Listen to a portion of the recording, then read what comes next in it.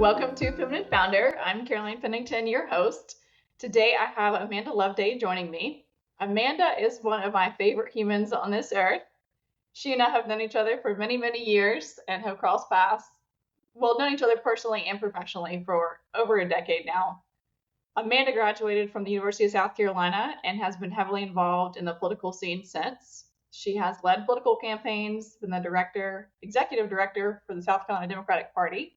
She's been the communications director of Congressman Clyburn and now is the chief operating officer for Next and Pruitt Strategy. Welcome. Thank you. I'm excited to be here. So I'd love to hear your story. You've been actively involved in politics and now you work in the private sector with MP Strategies. I'd love to hear your story behind your political career and how you ended up as chief operating officer. Yeah, I have an odd path to where I got today. I graduated with a degree in broadcast journalism. I grew up wanting to be Katie Couric on the Today Show and work in the newsroom and be a part of that industry. And I did that for a couple of years, and it wasn't for me. I learned that into my career, and luckily got the ability to kind of be an in-bed reporter during the primary cycle in 2008 when it was an open presidential seat and you had 8 Democrats and 12 Republicans, and South Carolina was obviously important on both sides. And I got to see it from the sphere of a reporter, and I fell in love with politics. And so after that cycle, had the ability to go out and work in partisan politics. And I always say it was 2008, and when I was a reporter, I didn't know if I was a Republican or Democrat. And when you're young and impressionable and Barack Obama is at the head of the ticket, you become a Democrat. So I was happy to get involved in those circles in South Carolina and moved up pretty quickly, ran campaigns statewide, local, and as you've said, ultimately became executive director. And I did that for about 3 years, which is about 3 years longer than the average, and really loved it, but knew that I wanted to get into more corporate and private sector communications work and needed a buffer. You know, corporations weren't going to hire someone straight from a political party. It just is not something that typically happens. And found the ability to go work for Jim Clyburn as an opportunity to hone more communication skills, but also work with someone who was well respected no matter who you were and where you fell on the political aisle. So I did that for about 2.5 years and knew that NP Strategy existed. I knew that there was a law firm in South Carolina, North Carolina that was doing corporate comms and PR and crisis comms. But they weren't really doing it to the strength and magnitude that I thought they could. So I went to the owners and pitched myself, and it took about 6 months, but they hired me, and I was the first full-time hire at NP Strategy in January of 2016. And now we're over 25 people across 5 cities and 3 states, working with clients all across the country. So it's been an exciting ride. When you started that job, and I remember that you were in talks with them for a while, and then you were the first employee. So it's just amazing to hear how much you've grown the organization and now running it. And so, and you told me to wear a suit jacket on my first interview. I did. That's what did it. That is what did it. So how have you been able to scale the business over the past 7 years? Yeah, it is a joint effort and a group effort to be this successful for sure. And we also have the luxury, I will not deny the fact that being owned by a law firm gives us 1, credibility, and 2, growth opportunity, because a lot of our work, probably 50% of it, comes from lawyers, comes from the law firm, comes from legal clients. The other 50% are clients that we bring in on our own and have no relationship with the law firm. But having that foundation has obviously been extremely helpful in our growth opportunities. And, we don't have to worry about keeping the lights on, which, when I was at the party, that kept me up every night. And not having that anxiety every day is definitely something that I'm very thankful for. But the growth piece too is we've really made a niche for ourselves in the work that we do across the country. And when people say, what do you do? And I say PR, that means something different to everybody. And when I tell folks, there's a spectrum of public relations, and most people think of it as either the shiny marketing firm that does your TV ads or the political firm that does communications. And I say, we are neither of those. We are literally smack dab in the middle. And we are business communications. We only communicate. We're not your marketing firm. We're not a political firm. We are truly there to help you message and communicate to whoever it may be, whatever stakeholder group or groups need to be communicated with. Like, we're your people. And I think having that niche has really been helpful in not only getting work, but also being able to expand because people are looking for something like that. Do you guys target more for-profit or nonprofit clients, or do you have both? We have both. We get brought in for both. And we have a lot of our nonprofits are going to be normally multi-state or have a larger need than just kind of a local necessity that may be happening. One of our first clients in South Carolina was Harvest Hope Food Bank, and they were a very localized organization that needed very specific localized help. But now we represent nonprofits that have multiple state platforms and groups that they are helping, and so we've grown that. Not to say we wouldn't help more of that localized regional effort, but as we've gotten bigger, our expertise has gotten bigger, and we're able to help on a larger scale. So going from the first employee hired, how were you able to build the team, and then have you had to pivot with your recruiting strategy as you've expanded into different states? Because obviously different states are red or blue or, swing states or whatnot. So how has that been a contributing factor to your hiring and growth? Yeah, it's a good question. I'll be honest. I think that our strategy for hiring and the type of people we hire does not change whether we're in Alabama, South Carolina, North Carolina, or if we hired someone in Alaska, right? Like, we hire people, and I say this to every person I interview, we hire people we want to be friends with. Like, it is a huge pillar of ours that we hire team members that we not only want to work with, but we want to hang out with and drink a beer with. And we do retreats sometimes 2 times a year where we, rent a big house and we stay together. If you can't hang, and I don't mean that like in your ability and interest in doing certain activities. I mean, like, if you just don't have the personality where you want to have a conversation with us or play board games all night or whatever, it's just not going to work, because all of that, though that's few and far between those opportunities that we have, doing it together for work is very similar. And we are in the business where we work 24 hours a day, 7 days a week. I've picked up my phone at 3 a.m. I write things at 10 p.m. and I need team members who have the interest in doing that as well. And so whether, we're currently looking for people in Alabama, I want someone that I would be comfortable with hiring in South Carolina. We just know that they're going to have different relationships, different experiences, but they're going to be able to fit in whatever spot we have them, no matter where they're from. Do you feel like that has helped with retention? I do. I mean, we're very open about who we are and what we do and what our expectations are. And I think that's helped with retention. But we also absolutely show our interest and our desire to build a team that is a family that wants to work in an environment like that. If you want to clock in and out and, go home and not think about it at the end of every day and not be impressed and excited about the work that you're working on and anxious to go home and tell your partner or your friend, like, we're just not for you. And I'm very open and honest about that. And I've made mistakes. I've hired people that have ended in tears and, don't work with us anymore. And that happens. But, we have an incredible team right now. I was actually telling a colleague yesterday that we have the team that I've always wanted. Like, everyone on our team is critical and crucial to our mission and what we do and the clients we serve. And that's such a great feeling because it's not always been that way. We all make bad hires, even professional recruiters. So it just is what it is. And sometimes people present great in the interview and they say all the right buzzwords, and then you get there, you get in the nitty gritty of the job, and those things are not. Right.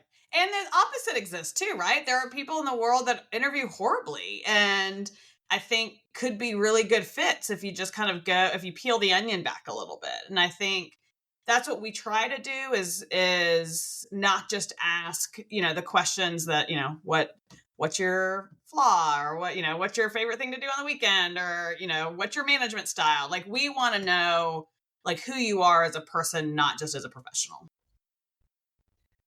So how do you even start with the interview like that? I mean, how do these people that you've grown this team, you've got this work family, are most of these people who work that you already know, or some new, or is it kind of a mixture of both? Yeah. So we very, very, very rarely, we have before, but very rarely post jobs. And a lot of that has to do with the fact that, we have the people who work for us have such large networks that we feel like if we can't find someone within those networks, then it's just the person's not out there right now. I've also, stalked the heck out of people on LinkedIn and on social media. And, I probably have 5 people on my team right now that I've just, messaged on LinkedIn and said, you have no idea who I am, but so-and-so recommended you, or I just thought your profile was great. Would you be willing to have a conversation with us? And I never thought that to be like a recruiting tool, but it really is. And it's been, somewhat successful for us. I mean, we have some of our greatest team members we found that way. And so, we don't post typically in our new markets. When we grow in different cities and markets, we do post because we just don't always know who's there. But, we're hiring people right now in Alabama, some of which never applied, but someone applied and in a conversation recommended someone. So, I mean, the ball is always kind of rolling down the hill, but we start the conversations very open. Like this is who we are. This is what we do. And this is what we're looking for. And right off the bat, it's very clear if they fit or don't. And then from there, we decide if they're the right person in the right time. Those jobs, I am completely against posting jobs. I would say probably 99% of the people I've recruited and hired over the past 15 years, which is tens of thousands at this point, did not come from an ad. They came from going out there and handpicking them. Right. Because you're right. I've applied for one job in my entire life. One. In my entire career. Same. Recruited for every job. And that most people, if you reach out to them, and they're open to a conversation because it's just a conversation. It's just information gathering. Right. And I'll also point out too, I haven't always been recruited like NP Strategy. I wasn't recruited. I went to them. I recruited them, right? Like I knew what kind of job I was looking for. And I went to them and said, let me help you do this. And, did I probably inflate a little bit of what I could accomplish? Absolutely. Have I been able to accomplish it? Yes. So, it might have been a lie in the moment, but it's not been a lie in my 7.5 years here. But, the recruitment goes both ways, I think. It goes, recruiters like you finding people like me, but also people like me going to companies, going to individuals and saying, I think what you do is really cool. And I'd love to learn more if you ever have an opportunity. I mean, I have never, ever, ever told someone no to meet for coffee, to have a conversation, a phone call, or whatever. If I get a LinkedIn message or an email from someone from my alma mater or my sorority or whatever it may be, because you never know who you're going to meet. And, we recently actually hired someone in Alabama who I had met a year ago with a client. Thought I'd never see her again, but she was delightful. I hopefully was nice to her. And a year later, I get a phone call that says, we'd like to hire her. Will you interview her? And I was like, thank goodness we were kind to each other and liked each other and all these things, because now we're hiring her, right? So it's just a good lesson that you never know when you're going to circle back and be a part of someone else's life.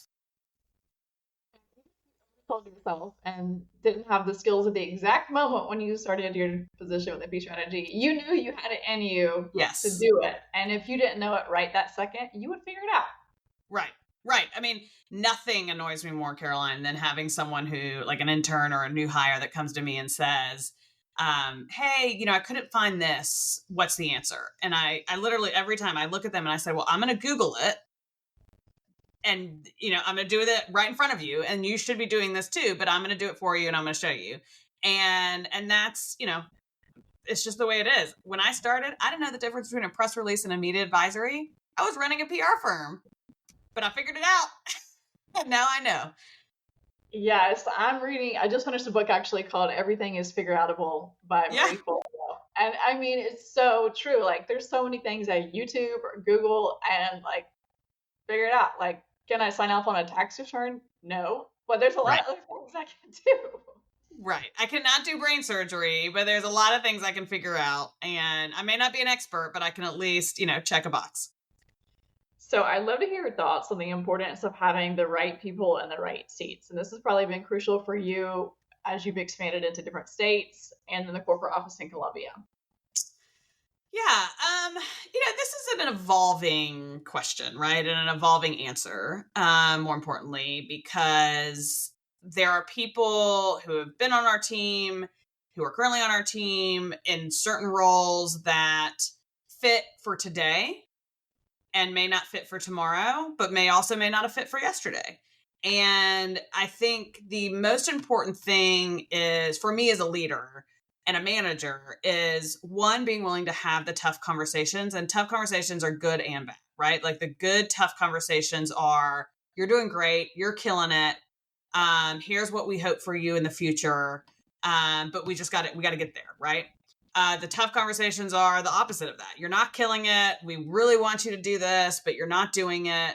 And being willing to be honest and open and have those conversations so people know, where their expectations are. And, it's also getting to know people. I've made the mistake of hiring at too high of a level. I think that's probably one of the biggest lesson learned for me, is like, if you bring someone in that, if they're kind of in between, right? If you feel like they could be an executive, but you're not quite sure. I've made the mistake and hired at the executive level, right? And they just weren't ready. But I've also hired one step down, or even like made up a title, right? Just because I'm still unsure. And then 6 months later, promote them and they're thrilled. So, I have been trying, and this has been new as I've gotten older in my career here, is not everything's black and white, and not everybody is suited for, one position or another. And not everyone's suited for one position for the same reasons. I was explaining to someone recently about, if this person is ready for this role, they're ready for reasons A and B, but this person's ready for reasons C and D. And they may have the same title, but they're there for very different reasons. And they're excelling at our company for very different reasons. That with your team members. And a lot of it has to do with, what do they want? Or what do they not want? And just having those open conversations and creating a safe space for them to be able to be open and honest with you, so you can know whether or not you can transition them to something else. Or right. And we work in a fluid environment. I mean, you do too. In recruiting, we're not accountants, right? Like, we're not taking a test and passing it. So then as we take each test and pass it, we move up the rankings. We get clients, we work on clients, we, achieve a goal. It's a lot of fluidity. There's someone who's a really great writer, but maybe not great at interpersonal skills. And then I have another team member who's really great at interpersonal skills, maybe not a great writer. Well, to me, they are equivalent on a level, right? Because maybe they have the same experience, they're the same age, they come with very similar backgrounds, but their skill sets are different. Well, they need to be treated the same, because both the interpersonal skills and the great writing is critical to what we do. And I need both. And so identifying that it's not a black and white decision, it's not a black and white situation, I think is really important. You've learned so much in your 7 years. I mean, you've gone from operations, HR, leadership, executive coaching, marketing. I know that you were the sole marketing professional going out and getting the clients when you first started. So That's an amazing experience. I'm so proud of you. It's been an incredible learning experience for me, and I've definitely grown. I grow every day. I learn something new every day, which is why I love my job and why I love what I do. And I look forward to learning today and learning tomorrow and becoming even better 7 years from now. So when we have this conversation again, I have even more wisdom to share. I would love that. So as we wrap up, how can our listeners find you? So I'm on LinkedIn, Amanda Loveday. I am on Twitter, Albert Loveday, for a little political commentary, and then npstrategy.com. Thanks for your time. Thanks, Caroline.